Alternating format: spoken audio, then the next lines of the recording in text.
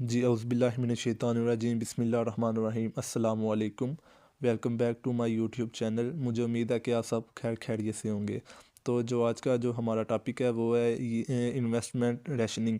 इसमें से जो हमारा जो एक टॉपिक है पे बैक पीरियड का, वो हम ऑलरेडी कवर कर चुके हैं। तो अब हम सेकंड नंबर पर करेंगे आज डिस्काउंटेड पे बैक पीरियड। तो चलिए हम आज की वीडियो स्टार्ट करते हैं।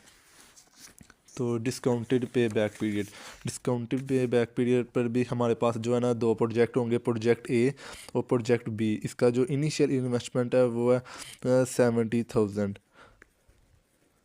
ठीक है। तो तो डिस्काउंटेड पे बैक पीरियड में हम एक तरफ लिखेंगे ईयर, कैश फ्लो और प्रेजेंट वैल्यू और रिमेनिंग।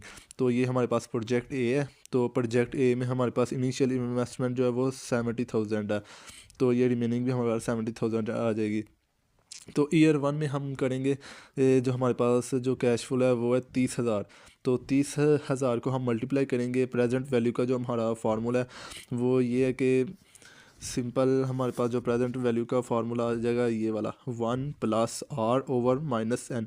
-n का मतलब होगा कि जो हमारे पास ईयर कौन सा है। 1+r का मतलब होगा हमारे पास रेट क्या है। यहाँ पर हमारे पास जो रेट है वो है 10%। तो हम इसे ऐड करेंगे 1.1। ईयर हमारे पास 1 है तो हम -1 करेंगे।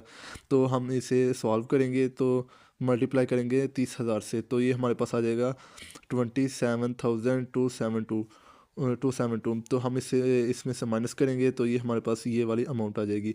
तो ईयर टू में भी हम ऐसे करेंगे। हमारे पास जो कैश फ्लो है ईयर टू का वो है 40,000। 40,000 को हम 1.1 ओवर -2, इसका मतलब ये है कि ईयर हमारे पास 2 है। तो हम इसे सॉल्व करेंगे। सॉल्व करने के बाद इसके साथ मल्टीप्लाई करेंगे। मल्टीप्लाई जब हम करेंगे तो हमारे पास ये अमाउंट आ जाएगी। तो ये अमाउंट को हम जो प्रीवियस है उसके साथ जो है माइनस करेंगे या सब्ट्रैक्ट करेंगे तो हमारे पास ये आंसर आ जाएगा। तो फिर हम ईयर थ्री में आएंगे। ईयर थ्री में हमारे पास जो कैश फ्लो है वो है 30,000। जो फिर हम 30,000 को ये वाला सॉल्व करके तो इसके साथ मल्टीप्लाई करेंगे। मल्टीप्लाई करने के बाद हमारा आंसर ये आएगा। तो हम फिर इसे इसमें से सब्ट्रैक्ट करेंगे तो ये हमारा ये अमाउंट आ जाएगी। इसका मतलब ये है कि हमारा जो पे बैक पीरियड है वो 2 साल से ज़्यादा और 3 साल से कम है, क्योंकि ये अमाउंट जो हमारी इस ज़्यादा आ रही है, ये कम है ये ज़्यादा।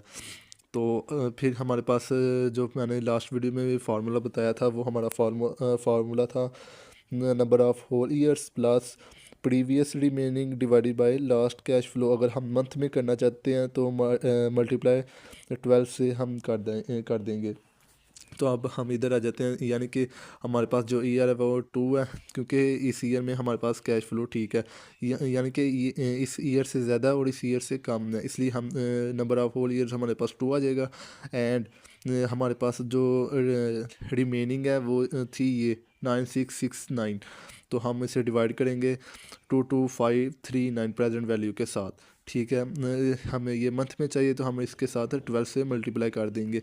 तो जब हम 12 से मल्टीप्लाई करेंगे ये हमारा सॉल्व करेंगे तो ये हमारे पास आ जाएगा 5.15 मंथ्स, यानी कि 2 साल और 5 माह में हमारे पास जो प्रोजेक्ट ए है वो कंप्लीट हो जाएगा। तो इस तरह हम प्रोजेक्ट बी है उसकी हमारे पास जो है ना ये कैश फ्लो है, तो हम इसे भी ये सिंपली ऐसे ही कर लेंगे।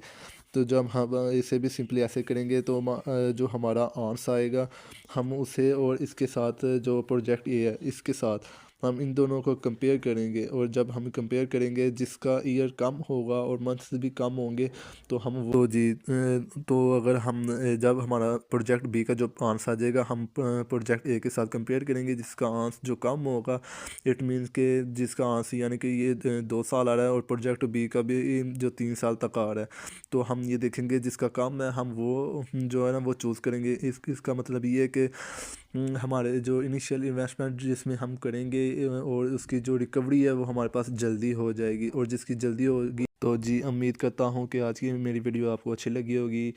तो आज की वीडियो के साथ अल्लाह हाफिज़।